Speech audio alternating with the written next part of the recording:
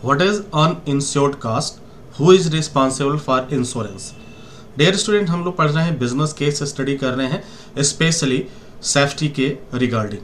तो आज हमारे पास दो क्वेश्चन हैं। What is uninsured cost? Uninsured cost आप किसे कहेंगे? और दूसरा, who is responsible for insurance? Insurance अर्थात बीमा के लिए कौन जिम्मेदार होता है? बीमा कौन कराता है? क्या बीमा एम्प्लॉय खुद कराएगा, कर्मचारी खुद कराएगा, मैनेजर कराएगा, या कंपनी का मालिक कराएगा? और अगर कंपनी का मालिक कराता है तो किस रूल के अंतर्गत, और वह भी कुछ एस्पेक्ट करता है, आखिर क्यों? तो इन तमाम बातों पर हम चर्चा करेंगे। बने रहिए हमारे साथ। व्हाट इज अनइंश्योर्ड कास्ट के बारे में जानेंगे। अब तक हम लोग जो है डिस्कस कर रहे थे बिजनेस केस के बारे में। इसके पहले हम लोगों ने डिस्कस किया था direct cost, indirect cost, insured cost, और आज हम बात कर रहे हैं अनइंश्योर्ड कास्ट। डियर स्टूडेंट, अगर आप इस वीडियो पे नए हैं तो इसके पहले के 3 वीडियोस हैं, उनको जरूर आप एक बार देख लें ताकि आपको ये पता चल जाए कि वास्तव में बिजनेस केस क्या होता है और बिजनेस केस को स्टडी किस तरह से किया जाता है, ताकि आपसे कोई भूल ना हो, कोई चूक ना हो, और एक आप बेहतर सेफ्टी ऑफिसर के रूप में परफॉर्म कर सकें और कंपनी भी आपको बहुत माने और कभी छोड़ने का ख्याल भी न लाए। तो आज हम बात करेंगे अनइंश्योर्ड कास्ट और इंश्योरेंस के ऊपर, कौन इसके लिए जिम्मेदार होता है। डियर स्टूडेंट, इसको जानने के लिए हमें सबसे पहले बिजनेस ऑफ केस को जानना होता है। तो बिजनेस ऑफ केस की अगर हम बात करें तो मुख्य रूप से हमारे पास जो बिजनेस केस आता है, इंश्योर्ड कास्ट, यह भी बिजनेस ऑफ केस का ही एक हिस्सा है। अनइंश्योर्ड कास्ट, जिस पे आज हम डिस्कस कर रहे हैं, इंश्योर्ड कास्ट पे पहले ही डिस्कस किया जा चुका है। एम्प्लॉय लायबिलिटीज इंश्योरेंस, इस पर भी पहले डिस्कस किया जा चुका है, तो आपको इसकी जानकारी मिल जाएगी। आज हम सिर्फ बात करेंगे अनइंश्योर्ड कास्ट के ऊपर। Dear student, it's a parts of business of case. Business of case यानी बिजनेस केस का यह भाग है, और वह क्या क्या? इंश्योर्ड कास्ट का मतलब जैसा कि पहले बताया जा चुका है आपको, बीमित लागत, और अनइंश्योर्ड कास्ट बिना बीमा का लागत, यानी ऐसे लागत जिनका बीमा नहीं कराया गया है, वह हमेशा रिस्क पे रहता है। और अगर इस तरह का सिचुएशन क्रिएट हुआ कि हमें अनइंश्योर्ड कास्ट का सामना करना पड़े, तो निश्चित रूप से कंपनी को एक तरह की तकलीफों का सामना करना पड़ता है। एम्प्लॉयर लायबिलिटीज इंश्योरेंस की जो है, ये कंपनी एक्ट के अंतर्गत ये रूल है, जो यह उसमें एक प्राविधान है, वह ये बताता है कि आपको इंश्योरेंस कराना चाहिए या नहीं कराना चाहिए, किस कंडीशन में आपको इंश्योरेंस कराना है और किस कंडीशन में आप इंश्योरेंस नहीं कराना है, यह इसके लिए बाध्य करता है। तो चलिए हम देखते हैं अनइंश्योर्ड कास्ट क्या है। अनइंश्योर्ड कास्ट जैसे देख लीजिए कि कोई भी ऐसी लागत जिसके लिए हमें उसकी जानकारी नहीं है, या फिर वह अचानक हमारे पास आता है और हमने पहले से उसका कोई भी इंश्योरेंस नहीं कराया हुआ है। यानी अगर वह चीज हमारे पास आता है, वह सिचुएशन, वह कंडीशन हमारे पास आता है, तो हमें क्या करना होगा? खुद के पास से पैसे लगाने होते हैं, और यह जो है कंपनी के लिए बड़ा ही बुरा समय होता है। जैसा कि पिछले वीडियो में हम लोगों ने देखा, इंश्योर्ड कास्ट के बारे में जो डिस्कस किया था, ऐसे कास्ट, ऐसे लागत जिनका इंश्योरेंस अर्थात बीमा पहले से ही कराया जा चुका होता है। लेकिन इस कंडीशन में अगर हम अनइंश्योर्ड कास्ट की बात करें तो इस कंडीशन में बीमा की कहीं भी बात नहीं होती है, क्योंकि यह चीज अचानक हमारे पास कुछ ऐसे कंडीशन क्रिएट होते हैं जहां पे कंपनी को इसका सामना करना पड़ता है। तो इसके लिए कैसे बचना है, क्या करना है, एक बेहतर सेफ्टी ऑफिसर की जिम्मेदारी होती है कि वह पहले से ही इस बात का ख्याल रखे कि इस तरीके की अगर सिचुएशन हमारे पास आ जाती है तो हम इससे कैसे निपटेंगे, इसका सामना कैसे करेंगे। अब हमें ये समझना है कि अनइंश्योर्ड कास्ट कौन कौन से होते हैं। यदि हमें इस बात की जानकारी हो जाए कि अनइंश्योर्ड कास्ट ये होते हैं, तो हम उससे बचने के उपाय भी कर सकते हैं। लेकिन जब तक हमें यह बात नहीं पता चलेगी कि अनइंश्योर्ड कास्ट होता क्या है, तब तक हम इसके बारे में कोई भी प्रोटेक्शन, कोई भी सेफ्टी नहीं अपना सकते। तो डियर स्टूडेंट्स, आपने देखा कि अनइंश्योर्ड कास्ट का एक जनरल समराइज ये है। अब हम कुछ और भी आगे देखते हैं। अब सबसे पहले business of case. Business of case की जब भी चर्चा होती है, किसी भी बिजनेस की मैं बात कर रहा हूं, चाहे वह हेल्थ सेफ्टी की बात करें या किसी और भी बिजनेस की बात करें, तो हमें ये 4 चीजों का सामना जरूर करना पड़ता है। पहला, insured cost, uninsured cost, employer liabilities insurance, direct cost and indirect cast.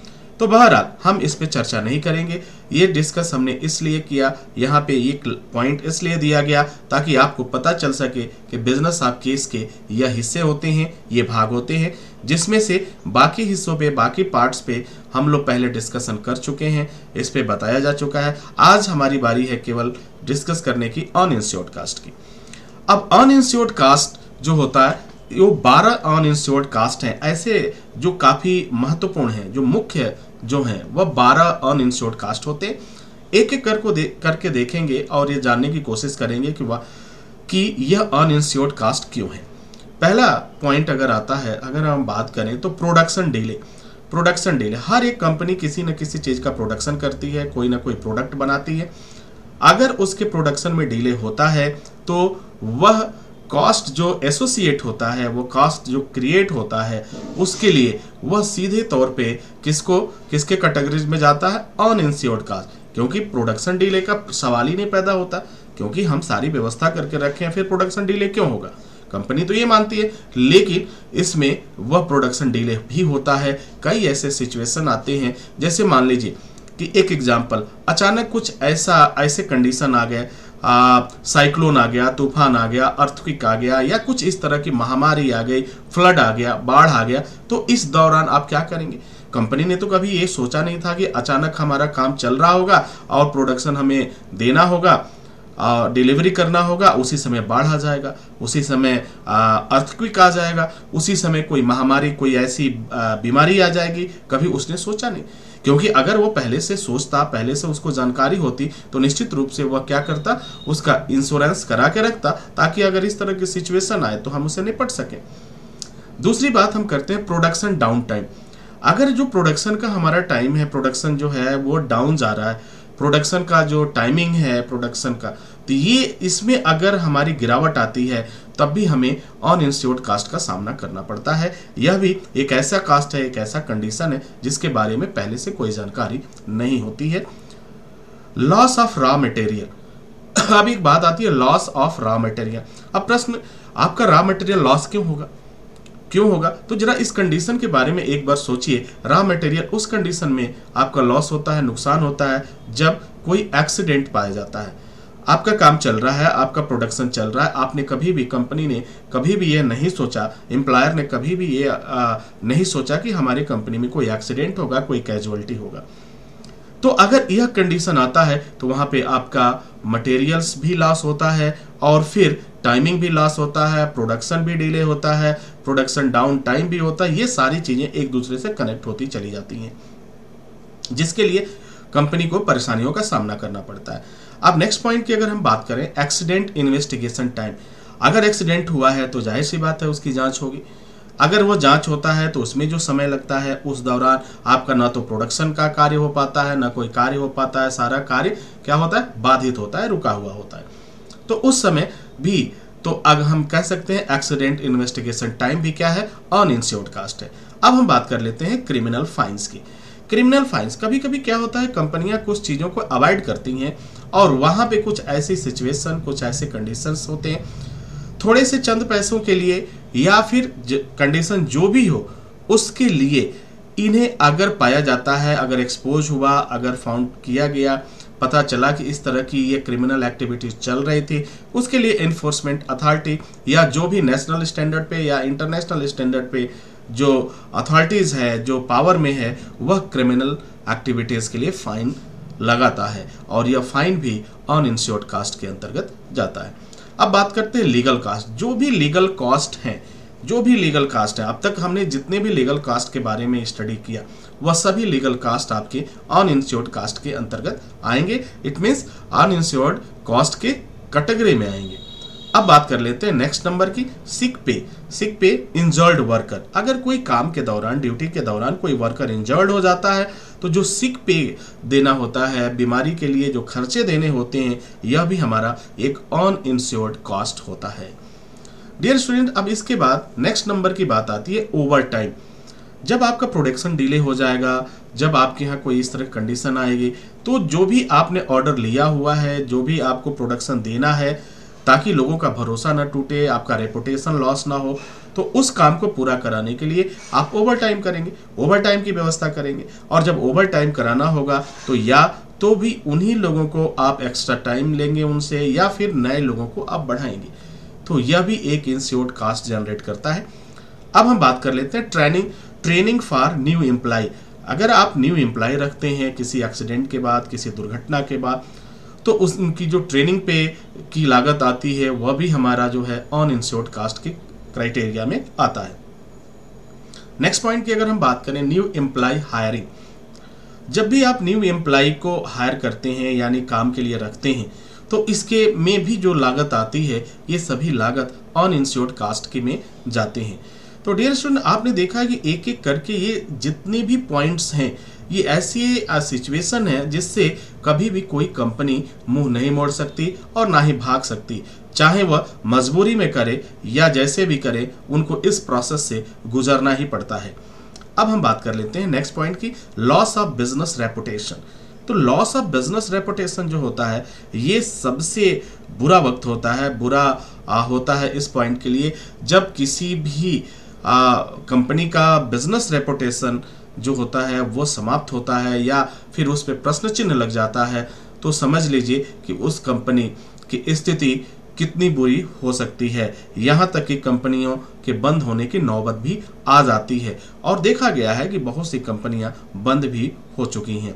Loss of public image, that is important. Loss of public image, जब आपका पब्लिक इमेज ही समाप्त हो जाएगा तो न तो आपको कोई वर्कर मिलेगा, न तो आपसे कोई प्रोडक्शन आपका माल लेगा, तमाम तरह की परेशानियों का सामना करना पड़ता है। यही वजह है कि कंपनी या तो फिर नाम बदलती है या फिर प्लेस बदलती है, तब जा, क्योंकि पब्लिक इमेज को बहुत जल्दी आप वापस नहीं ला सकते। बिजनेस रेपुटेशन को जो गिरा हुआ है, तो बहुत कम चांसेस होते हैं कि उसको आप पुनः वापस ला पाएंगे।